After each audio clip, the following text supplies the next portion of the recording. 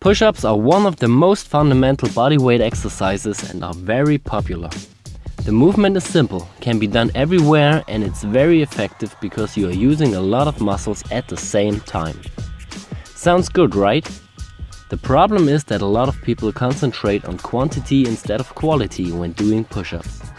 To avoid this, you should focus on these 4 points to make your push-ups perfect. Let's start straight with the number 1, the body position. A push-up is not only a triceps, chest and shoulder movement. Most people neglect their tension in the abdominal muscles, the hips and the legs. Often they form an arched back and have a leg and body tension.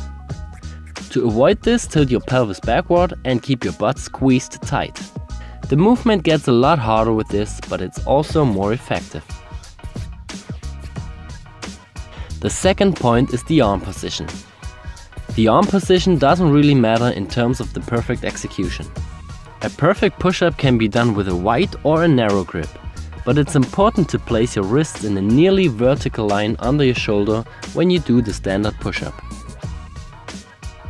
There are still exceptions for that rule, for example when you are doing pseudo planche push-ups, which puts the focus more on your shoulder.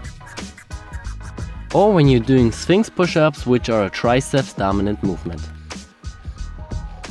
If you are working with standard push-ups and choose a wider grip, it involves the chest more than a close grip, and a close grip sets the focus more on your triceps.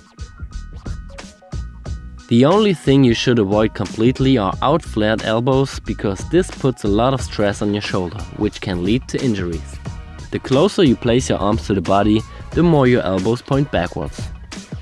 The wider you place your arms, the more your elbows going away from your body, but they still point more backwards than to the side.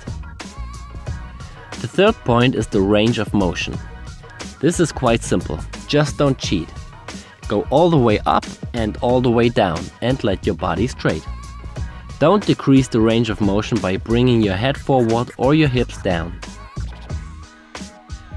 The last point is the shoulder blade movement. This is a very neglected point. When you're going down, your shoulder blades come together, and when you're going up, they go apart. You should also focus on pushing them downward instead of upward. But don't forget, there's still difference between a passive and an active way of this shoulder blade movement. If you are too weak in the shoulder girdle, your shoulder blades come together because you are not able to hold your body against the gravity. You can see this especially at the top of the movement. When you are going down, always focus on the tension and an active shoulder blade movement. Don't let yourself fall down into your structures. If you consider all those points and try it on your own, you will notice that it's much harder to do.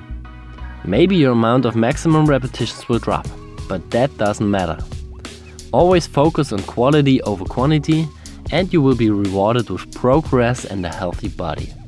If you have any questions to this topic, just leave a comment. Thank you, Alex.